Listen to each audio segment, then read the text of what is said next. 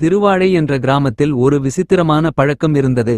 இரவு 10 மணிக்கு பிறகு யாரும் கண்ணாடியில் தங்களின் முகத்தை பார்க்கக்கூடாது. ஊரில் யாரும் அந்த விதியை மீறமாட்டார்கள். அதற்கு பின்னால் ஒரு பயங்கரமான கதை இருந்தது. கிராமத்தின் ஓரத்தில் ஒரு பழைய வீட்டில் மாயாவி என்ற சூனியக்காரி வாழ்ந்து வந்தாள். அவள் மிகவும் அழகானவள். ஆனால் அவளுக்கு ஒரு சாபம் இருந்தது. அவள் முகம் கண்ணாடியில் பட்டால் அதே கண்ணாடி வழியாக ஒரு கரும் நிழல் வெளியே வரும். அந்த நிழல் உயிர்களை பறிக்கும். அதனால் அவள் தனியாக இருந்தாள். குடிசை முழுக்க கண்ணாடிகளால் மூடப்பட்டிருந்தது. ஆனால் அவை அனைத்தும் துணியால் போர்த்தப்பட்டிருந்தது. ஒரு கிராமத்தில் உள்ள எல்லோரையும் காப்பாற்றுவதற்காகவே அவள் தன் முகத்தை யாரும் பார்க்க விடாமல் வாழ்ந்து வந்தாள். ஒரு நாள் அந்த கிராமத்து சிறுவன் அசோக் விளையாடிக் கொண்டே இருந்தபோது திசை தவறி மாயாவியின் குடிசை வரை வந்துவிட்டான். அவன் அறையில் இருந்த ஒரு பழைய கண்ணாடியை பார்த்து என்னதான் இருக்கும்னு பார்க்கலாமே என துணியை இழுத்து எடுத்தான். கண்ணாடியின் தூசியை துடைத்தான். அதைத்தான் மாயாவியால் தடுக்க முடியவில்லை. திடீரென கண்ணாடியின் உள்ளே இருந்து கருப்பு புகை போல ஒரு வடிவம் உருவானது.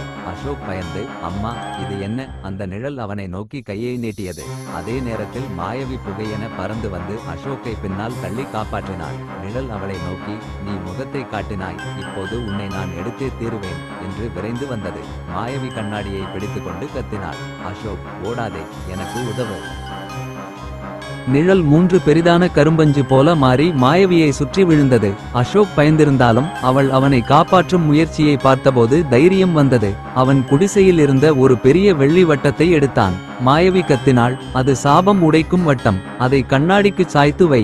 அசோக் அதை பிடித்து திரும்பி கண்ணாடி மீது அமுக்கினான். அப்போது ஒளி வந்தது. கண்ணாடி வெடித்தது. வெள்ளி வட்டம் தீபந்து போல பிரகாசித்தது. கருநிழல் கத்திக்கொண்டு வெடித்து தூசியாகியது. நிழல் கரைந்தவுடன் மாயவியின் முகம் மாறத் தொடங்கியது. அவள் கண்களில் இருந்த இருண்மை மறைந்தது. நெற்றி சின்னம் ஒளிர்ந்தது. அவள் மெதுவாக சிரித்து அசோக்கிடம் சொன்னாள், நீ என் உயிரை மட்டுமல்ல, என் சாபத்தையும் உடைச்சிட்டே. கண்ணாடிகளில் இருந்த போர்வைகள் தானாக விழுந்தன. எந்த நிழலும் வெளியில் வரவில்லை. மாயவி இனிமேல் கண்ணாடியை பார்க்க பயப்பட வேண்டியதில்லை. அசோக் மாயாவியை கிராமத்துக்கு அழைத்து சென்றான். முன்பு அவளை பார்க்க பயந்த மக்கள் அவள் சாபத்திலிருந்து விடுபட்டதை பார்த்து அவளை மரியாதையோடு வரவேற்றார்கள். அந்த நாள் முதல் மாயவி கிராமத்தின் கண்ணாடி காவலர் ஆனாள். இரவு 10 மணிக்கு பிறகு கண்ணாடி பார்க்கக்கூடாது என்ற பழக்கமும் அந்த நாளே முடிவடைந்தது.